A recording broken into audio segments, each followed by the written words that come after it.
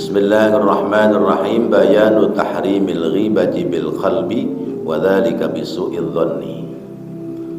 Bab menerangkan tentang larangan ghibah dengan hati, yaitu buruk sangka.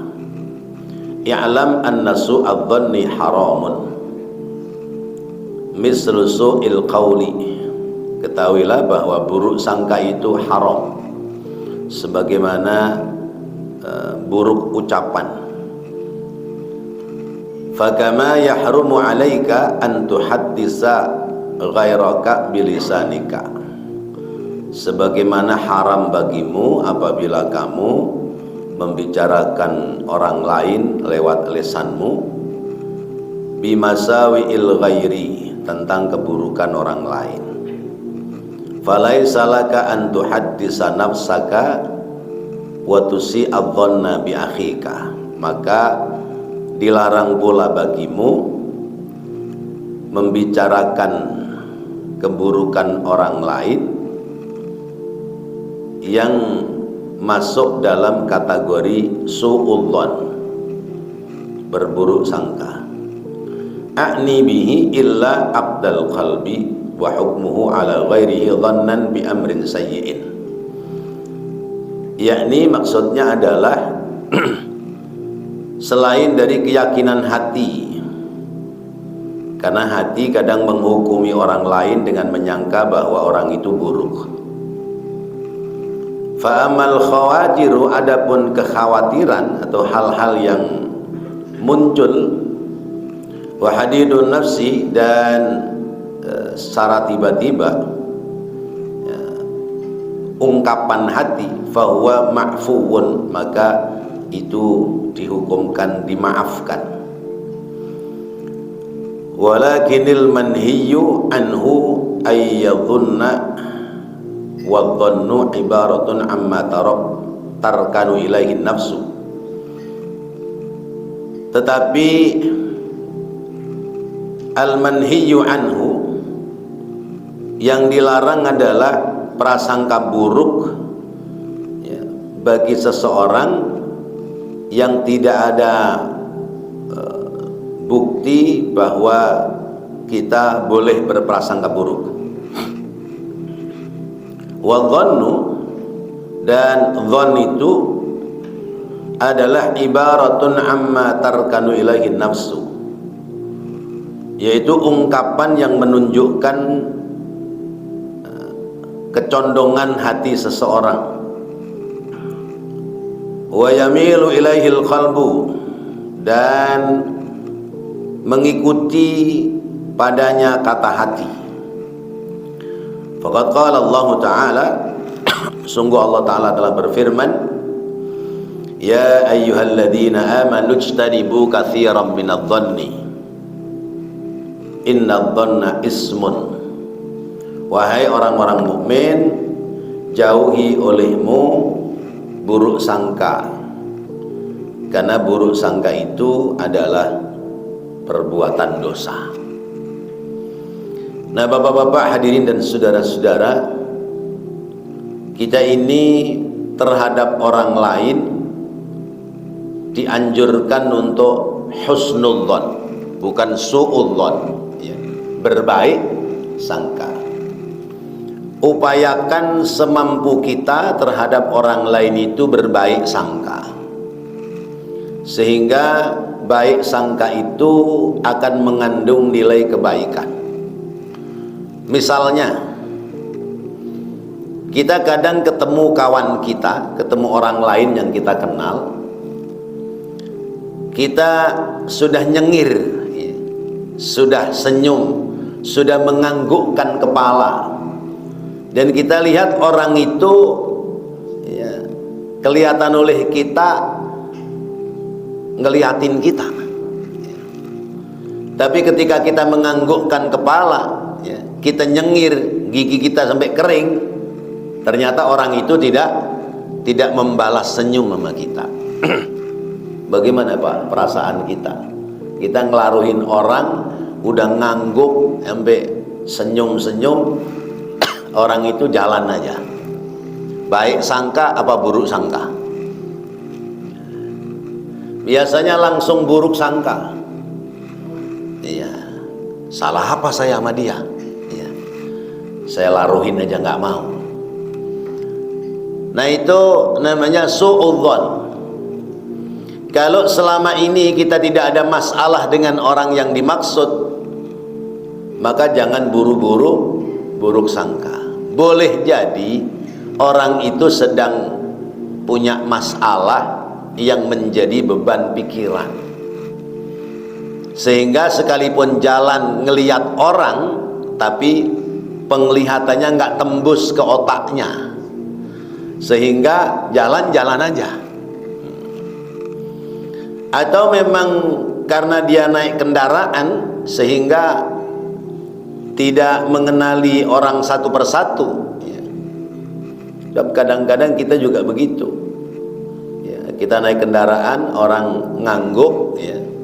Kita abaikan, tapi begitu sudah lewat dari orang itu kita baru sadar, oh iya ya, tadi si anu ya. Nah, kadang begitu.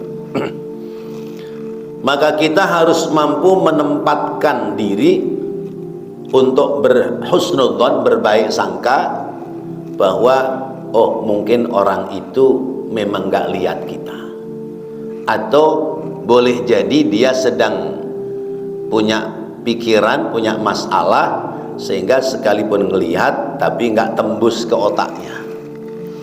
Nah ini namanya buruk sangka dirubah menjadi baik sangka. Nah pikiran buruk itu ada prosentasinya, ya. Ada ukurannya, volumenya. Dalam bahasa Arab ada kalimat wahmun, ada syakkun, ada dhannun, ada azmun, ya. Wahmun itu prasangka jelek kepada orang lain, tetapi prosentasinya baru 25%. Ya. Ngapa itu orang itu begitu ya? Tapi langsung ditepis, oh enggak, mungkin dia begini. Ya.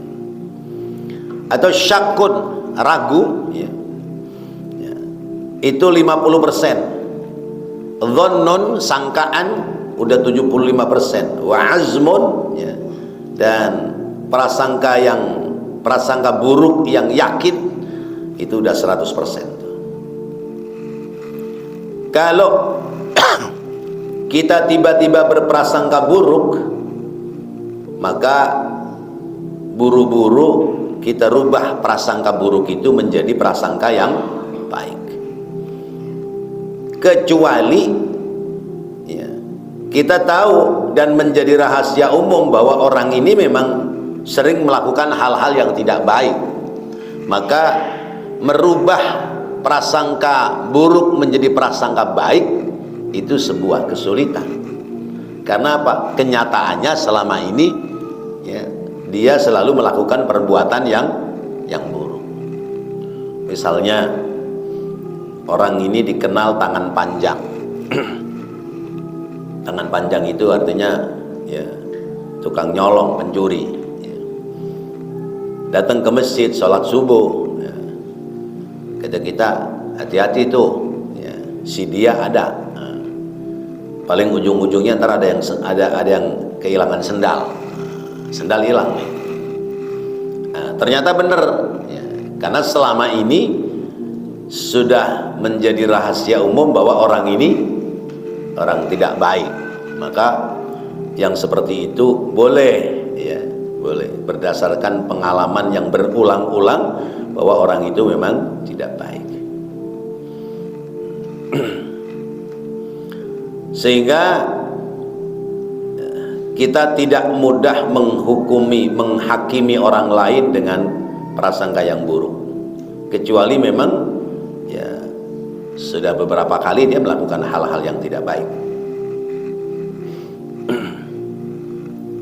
Allah mengajarkan kepada kita surat Al-Hujurat ayat yang ke-12, ya ayyuhalladzina amanu ijtanibu katsiran minadh-dhanni inna ba'dadh-dhanni ismun.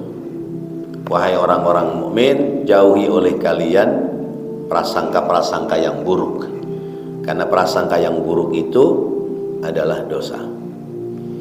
Wa sababu tahrimihi, dan sebab diharamkannya su'udzan, anna asraral qulubi la ya'lamuha illa 'allamul ghuyub.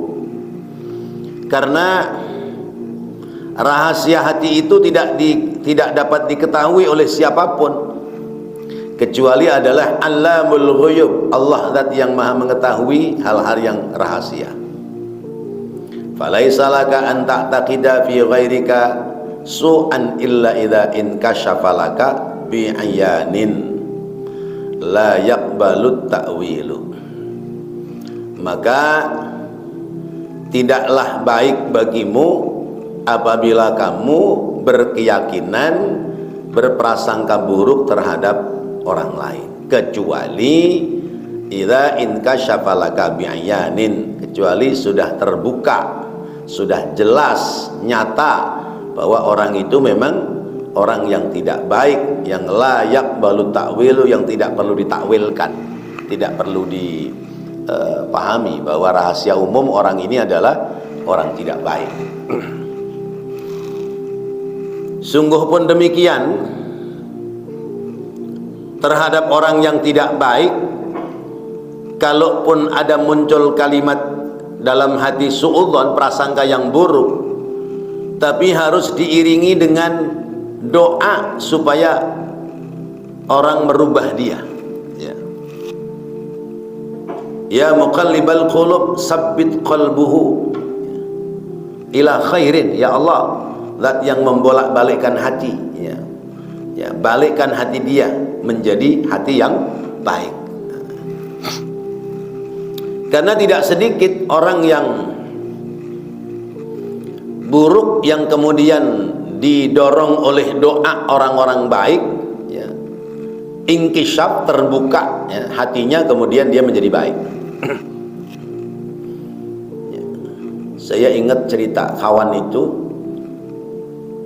dia mendampingi guru mau ceramah di wilayah lain, ya, di kampung lain, di tahun-tahun kira-kira tahun 80-an, 84, 85-an. Jadi kiai ini naik mobil, kendaraan dengan supirnya yang jemput, lalu ada santri yang diajak untuk menemani. Dalam perjalanan itu namanya di daerah-daerah, ya, Jakarta aja kadang-kadang terjadi, ada orang nutup setengah jalan, ada hajatan. Rupanya di situ ada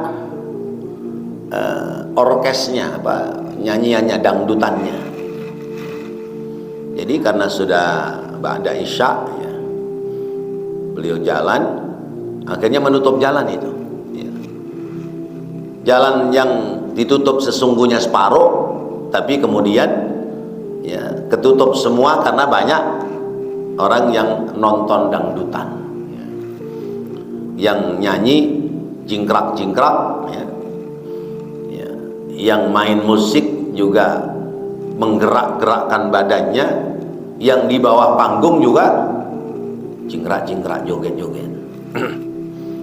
Tapi karena guru ini orang yang ikhlas, maka doanya, ya Allah, bahagiakan hati mereka di akhirat nanti sebagaimana mereka bahagia seperti sekarang ini.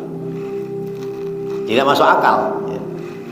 Ya Allah, senangkan mereka, ya, di akhirat nanti seperti, ya, senangnya mereka saat ini lagi joget-joget, nyanyi-nyanyi, ya, dangdutan. Si santri berpikir, ini kenapa kiai begini, kok enggak sumpah serapah, enggak mengumpat. Rupanya kalimat doa ini mengandung makna, ya, supaya orang itu diberikan hidayah, lalu bertaubat, kemudian menjadi orang baik. Nah, itu namanya orang alim, ya. Orang alim selalu begitu. Seperti kisah seorang tabi'in, ya, bahwa ulama ini sedang lewat, ya, ada anak-anak muda sedang nyanyi di pinggir jalan. Kemudian kata ulama ini, ya Allah, sayang banget suaranya bagus begitu, ya, buat nyanyi-nyanyi doang. Coba ya Allah, ya, gerakkan hatinya supaya anak muda itu suaranya nggak mubazir, ya, buat baca Al-Quran. Terus sambil jalan tuh ulama itu bicara seperti itu. Lalu kemudian ada yang dengar di antara teman-temannya itu. Lalu temannya memperhatikan, siapa itu? Oh, ternyata Imam Fudail bin Iyad, ya. Lalu temannya ngomong, tuh ulama itu tadi ngomong, saya dengar kalimatnya begini. Itu anak muda spontan mendapatkan hidayah dari Allah, ya. Gitarnya dibanting, dia lari meninggalkan nyanyi dan joget-joget, lalu mondok nyantri, akhirnya benar menjadi qari, ya, orang yang mahir bil Quran, bahkan hafizul Quran, hafal Al-Quran. Karena itu terhadap orang lain doa kita yang baik-baik, ya. Kalau doa yang baik-baik namanya doain, kalau doa yang buruk-buruk namanya nyumpahin. Ya. Kalau kalimat kebahagiaan namanya syukur, tapi kalimat kebencian namanya syukurin loh. Itu kadang-kadang beda tipis, ya, beda tipis. Nah, kalau orang itu sudah ingkisyaf laka bi'ayanin la yaqbalu ta'wil, ya. Kalau orang itu sudah terbuka keburukannya, sudah menjadi rahasia umum, maka kita boleh berburuk sangka kepadanya dengan maksud berhati-hati. Orang ini tukang maling, tukang nyolong, ya, kalau ada dia kita hati-hati. Itu kan namanya suudzon juga.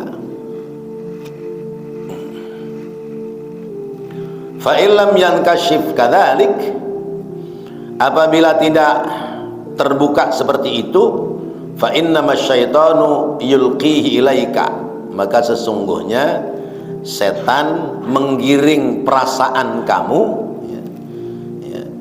Setan menggiring perasaan kamu untuk curiga kepada orang lain. Fayambaghi an takdzibahu, maka setan membisikkan, ya, pada dirimu agar kamu melakukan kedustaan. Fa innahu afsaqul fusaq, karena setan itu adalah makhluk yang paling fasik. Waqad qala Allah Ta'ala, Allah Ta'ala telah berfirman, ya, lanjutan dari surat Al-Hujurat tadi, ya ayyuhalladzina amanu in ja'akum fasiqun binaba'in fatabayyanu an tusibu qauman bijahalatin ala ma fa'altum nadimin. Hai orang yang beriman, apabila datang kepadamu orang fasik, yang orang fasik itu membawa naba, membawa berita-berita bohong, fatabayyanu, maka tabayyunlah, ya, supaya tidak menimpa musibah kepadamu karena kebodohan mereka. Wa fil hadisi innallaha ta'ala harrama minal muslimina damahu wa malahu wa ayyadun nabihi dhanna saw. Rasulullah bersabda, sesungguhnya Allah mengharamkan, ya, dari seorang muslim, yaitu darahnya, hartanya, dan prasangkanya, prasangka buruknya. Wa ayyadunna bihi dhanna saw. Wa hina idzin, dan jika demikian, fa idza khatara dzalika waswasu su'idz dhanni, apabila terlintas dalam hatimu ada buruk sangka, fayambaghi an tadfa'ahu an nafsika, hendaknya kamu, ya, menolaknya, ya. Lintasan prasangka buruk itu kamu menolaknya. wa tuqarrir 'alaiha dan mencari kepastian padanya, anna halahu 'indaka masturun, karena bahwasanya keadaan dia di hadapanmu itu tersembunyi. Kama kana wa anna ma ra'aitahu minhu yahtamilul khaira aw syarra, seperti misalnya ya, keadaan orang itu pasti ada kemungkinannya berbuat baik, ada pula kemungkinannya hal-hal yang tidak baik. Jadi kalau kita dapat berita, jangan langsung diterima mentah-mentah ya. Ditabayunkan dulu ya. Misalnya ada ungkapan-ungkapan buruk ya, yang seliweran di sekitar kita ya, menyangka buruk, sangkaan buruk kepada kita. Kalau seperti itu kita tabayun dulu, jangan kemudian tahu-tahu tahu sumber beritanya dari si A, kita datang bawa golok ya, acungin golok depan dia, itu nggak seperti itu. Islam mengajarkan kesopan santunan ya. Dalam dakwah Islam mengajarkan ud'u ila sabili rabbika bil hikmati wal mau'izatil hasanah wajadilhum billati hi ahsan. Dalam dakwah Allah perintahkan ajak mereka dengan cara-cara yang baik ya. Ud'u ila sabili rabbika bil hikmah, dengan hikmah, wal mau'izatil hasanah, dengan nasihat-nasihat yang baik, wajadilhum billati hi ahsan, dan bermujadalah, berdiskusi boleh, tapi untuk mencari yang terbaik, bukan diskusi debat kusir, bukan diskusi cari menang-menangan, tapi mencari kebenaran, solusi-solusi mencari kebenaran. Tuh dalam Islam seperti itu. Maka kadang-kadang kita miris ya. Misalnya acaranya peringatan Maulid ya. Udah peringatan Maulid, acaranya nutup jalan ya. Kemudian penceramahnya memaki-maki orang ya. Nah itu bertolak belakang dari acara yang dia buat ya. Kalau acaranya Maulid Nabi berarti kan membicarakan akhlak Nabi, melatih menteladani akhlak Nabi. Tapi kadang-kadang bahasanya ya, kelewatan. Jadi kalau ada lintasan prasangka buruk kepada kita, idfa' an nafsika, tolak oleh kita.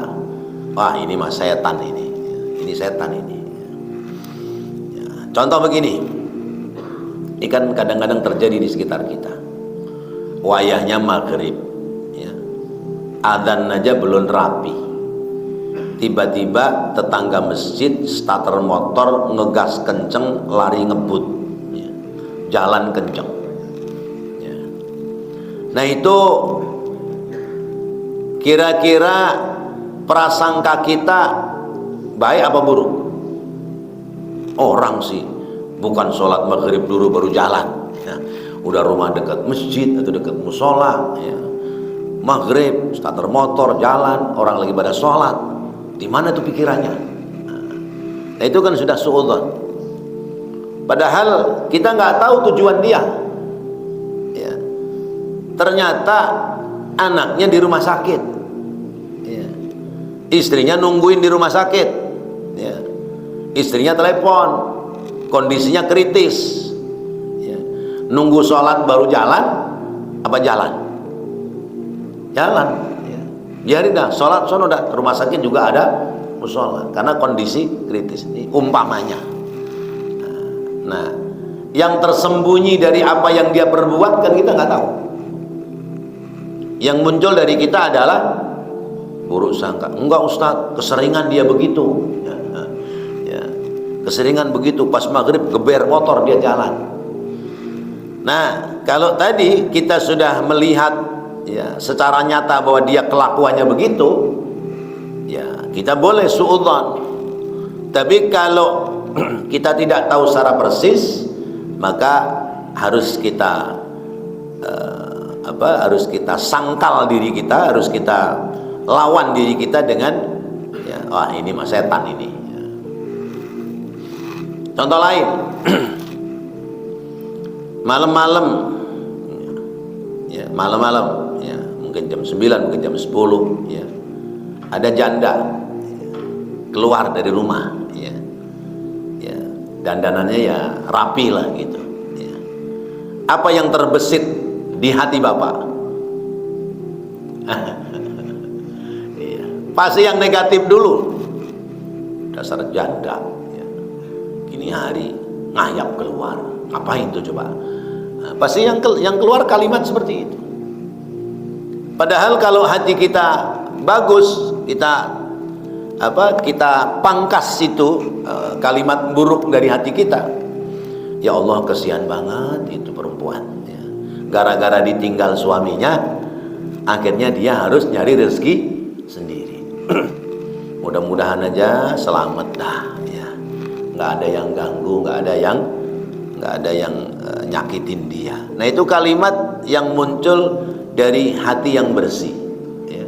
Maka hati yang bersih mengeluarkan sikap yang bagus. Maka muka itu cerminan cipratan hati. Kata guru saya begitu. Kalau hatinya bersih, maka nyipratnya ke muka bersih, nyipratnya ke lisan, ke mulut bersih, ya. Tapi kalau hatinya kotor, biar kata dibersih-bersihin, tetap aja cipratannya cipratan kotor. Kayak janda malam-malam keluar, ngapain coba? Ya. Tapi bagi orang yang hatinya bersih, ya Allah, kesian bener tuh ya. Ya, coba saya nggak punya istri, saya kawinin aja dah tuh. Nah, kan gitu. Atau kalau itu modus, ya, kalau itu modus, ya Allah, saya punya temen duda, ya, ya masih gagah, ntar saya tawarin dah kalau dia mau, gitu ya. Nah itu namanya hati yang bersih.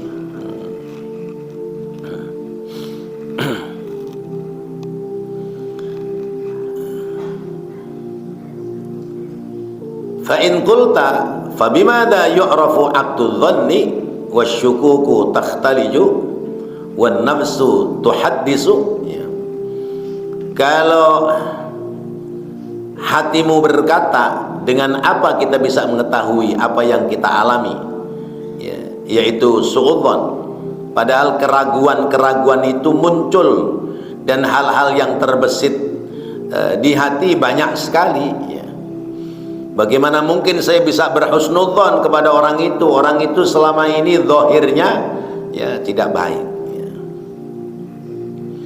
Fanaqulu, maka kita harus katakan, amaratu abdi dhanni ayyataghayyarul qalbu ma'ahu amma kana fayanfaru anhu nufuran ma yastasqiluhu wa yaftaru an mura'atihi wa tafaqqudihi wa ikramihi wal ihtimami bisababihi. Maka jawaban kita, ya, tanda bahwa hal itu ada pada su'udzon, yaitu hati. Hati kita reset, apa namanya, ya, kalau HP udah lemot tuh dia main, ya, di setel ulang. Ya, di reset, ya, apa? Ya. Apa? Restart. Ya, restart, ya. Ya, diulang, ya. Hati kita restart, ya. Jadi yang lemot-lemot itu kita buang. Ya. Kita rubah, ya, hati kita yang su'udzon itu menjadi keadaan semula, ya. Sehingga, ya, akan menjadi bersih. Dan hal-hal yang menghantui, ya, pada su'udzon itu menjadikan rasa berat, ya, malas menjaga hati dan tidak berhati-hati dalam menata hati, ya. Maka itu semua adalah merupakan sebab dari orang muncul su'udzon, ya. Kalau misalnya orang nih malam-malam udah jam 12 nih, kita nggak kenal, mondar mandir kayak setrikaan lewat depan rumah kita. Baik sangka apa buruk sangka? Lihat mukanya, lihat penampilannya. Kalau mukanya penampilannya meyakinkan dia orang baik, oh mungkin lagi linglung dia, lagi bingung mau namu kemana gitu. Tanya aja, Pak, mohon maaf, Bapak mau kemana? Gitu. Daripada muncul suudzon, Bapak mau kemana? Mau ke rumah Pak Haji Dani, sebelah mana ya? Oh itu tuh, di situ. Nah, misalnya begitu. Tapi kalau lihat penampilannya ya tidak meyakinkan, ya boleh kita curigai. Ya. Kenapa? Karena 2 minggu yang lalu di gang ini udah ada motor hilang. Nah, misalnya begitu. Nah, itu boleh kita curigai. Ya. Celana sobek dengkulnya, ya. Pakai jaket, ya. Jaketnya yang pakai terudungan kepala, ya. Dilihat kupingnya ada antingnya, ya. Nah ini namanya hal-hal yang boleh dicurigai, ya. Ya, karena secara fisik itu di luar nalar sehat. Wal makhraju minhu alla yuhaqqiqahu ay la yuhaqqiqa fi nafsihi bi'aqdin wala fi'lin wala fi qalbin wala fil jawarih. Maka yang bisa menghindarkan dari suudzon adalah tidak memantapkan perasaan hati, tidak memantapkan dugaan hati, baik dengan keyakinan atau perbuatan, baik dalam hati atau dengan anggota jasmani yang lain. Jadi Allah itu tergantung prasangka hamba. Kalau prasangka kita baik, maka kejadiannya menjadi baik. Tapi kalau prasangka kita buruk, kejadiannya bisa buruk. Kata Allah dalam hadis qudsi, ana inda dhanni abdi, ya. Saya ini tergantung prasangka hamba, ya. Nah orang-orang kita itu kadang membawa tradisi-tradisi orang tua-tua dulu yang tidak berdasar kepada hukum agama. Ambil contoh misalnya, lagi jalan ketiban cecek, ya. Prasangkanya baik apa buruk? Wah, mau celaka nih. Nah itu harus kita tepis, harus kita buang. Kita bukan mau celaka, tapi cecek itu yang celaka, jatuhin kita. Atau misalnya lagi jalan, tahu-tahu kucing, ya, nyerobot, ya, kelindes sama kita, mati. Baik sangka apa buruk sangka? Karena menjadi keyakinan orang-orang tua-tua kita dulu yang tidak berdasar pada agama, pokoknya kalau yang ngelindes kucing bakal celaka. Akhirnya apa? Itu bangkainya kucing, bukan mayat ya, kalau mayat manusia, bangkainya kucing diambil, taruh di kain kapan, dikasih kembang, dikuburnya di kuburan. Tuh nggak ada itu di Islam seperti itu. Itu kepercayaan yang tidak berdasar kepada keyakinan agama. Itu nggak boleh dipelihara yang begitu. Khawatir itu semua menjadi hal-hal yang sifatnya musyrik. Wa rubbama yulqi syaitanu anna hadha min fatanatika wa sur'ati tanabbuhika wa dhukaika wa annal mu'mina yanduru bi nurillahi ta'ala wa huwa 'ala tahqiqi nadhirun bi ghururi syaitan wa dhulmati.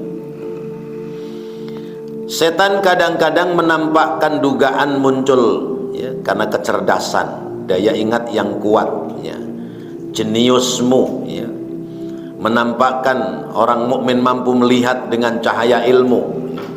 Padahal sesungguhnya itu semua, ya, adalah yang menilai orang lain dengan bujuk rayu setan dan kegelapan. Artinya ketika kita melihat orang lain kemudian muncul prasangka buruk lalu hati ini meyakinkan diri kita, nggak salah dah kalau kamu punya prasangka buruk sama dia, emang selama ini bagus, memang begitu katanya. Nah itu adalah dorongan setan supaya kita terpeleset, ya. Dorongan setan supaya kita terpeleset melakukan hal-hal yang tidak baik.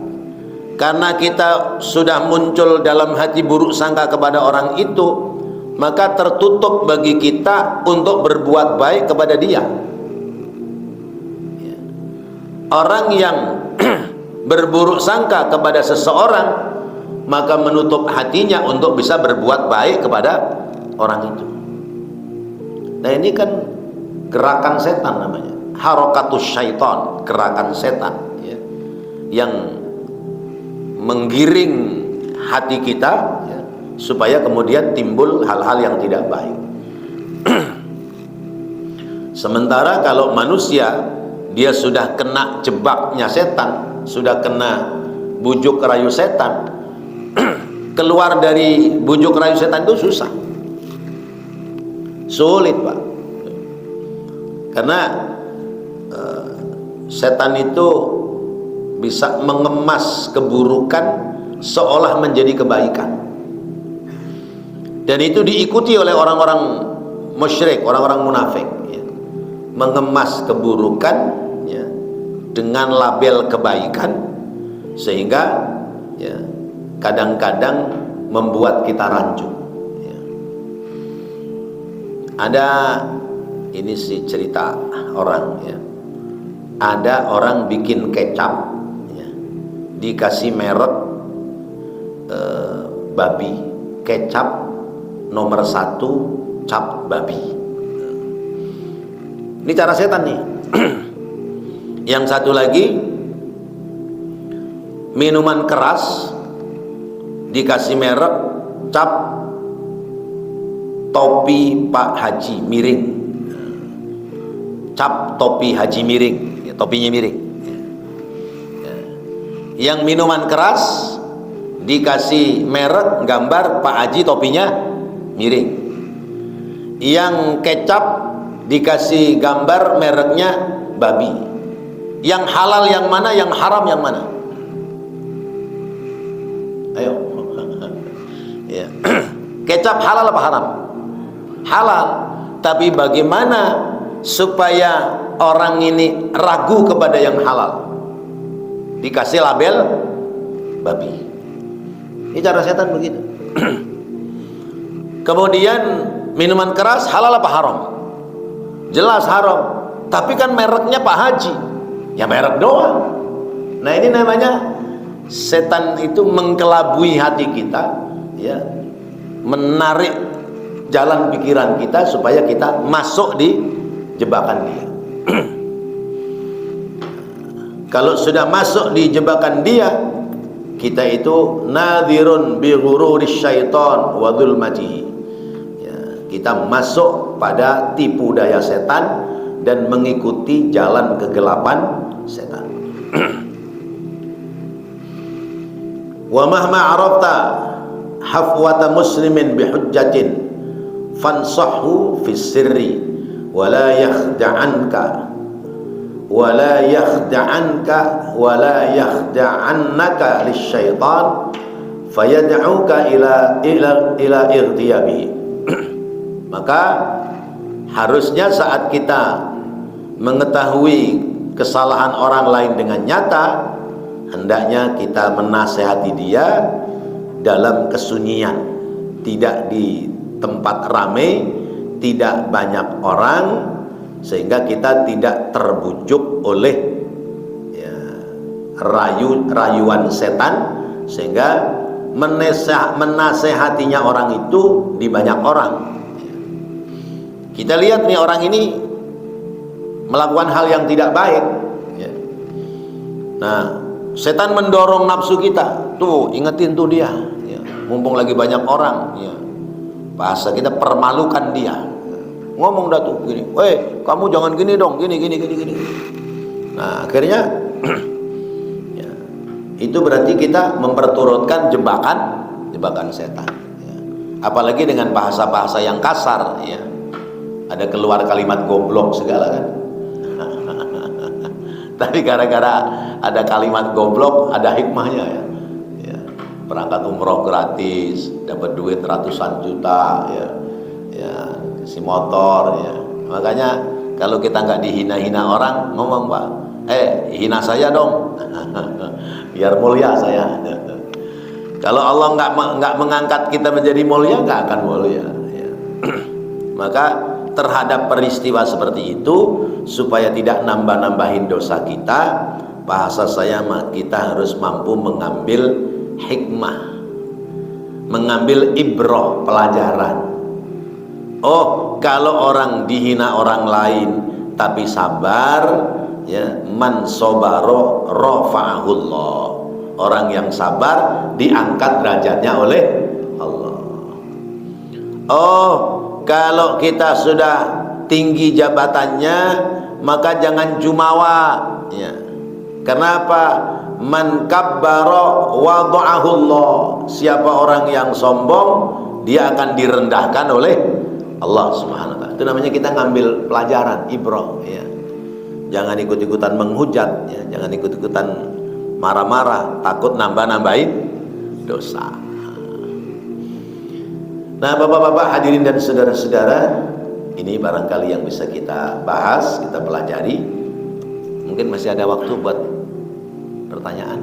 Satu aja barangkali ada. Silakan.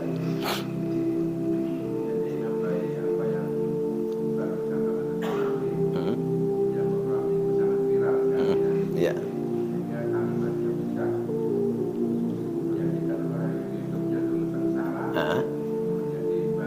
Ya.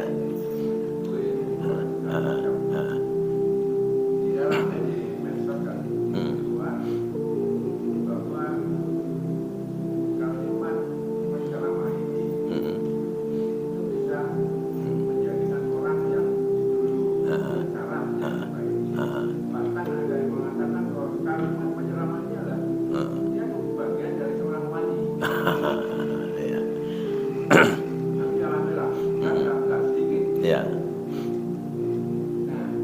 Saya ingat seorang pemuda namanya Yusuf. Ya. Waktu sangat muda dia dimasukin sumur. Ya. Memang 10 saudara yang nakal itu kan. Ya. Nah, suatu saat viral. Loh, Yusuf menjadi raja. Apakah Yusuf ini menjadi raja karena dimasukin sumur oleh 10 orang yang nakal? Ya kan? Jadi hampir sama dengan yang barusan viral ini. Iya. Nah, saya sampaikan ini kita sudah menambah macam-macam lagi sehingga kita restart lagi jamaah kita lagi ada terkontaminasi. Iya. Restart lagi. Iya. Supaya nggak muak. Baik. Iya. Jadi ada kisah Nabi Allah Yusuf alaihissalam. Dia dicemburui oleh 10 saudaranya, kemudian diminta dari bapaknya dicemplungin ke sumur, lalu membuat tipu daya dengan menyobek bajunya dan menangis, katanya dimakan serigala. Tapi kemudian tiba-tiba jadi menteri ekonomi di Mesir, ya. Bukan menjadi raja tapi jadi menteri keuangan, menteri ekonomi di Mesir. Nah, kalau kita mau melihat kisah seperti itu, lalu kemudian pertanyaannya, kenapa Allah mengusir Nabi Adam dari surga ke dunia? Ini namanya sunnatullah, ketentuan hukum Allah. Kalau kembali kepada Al-Quran bahwa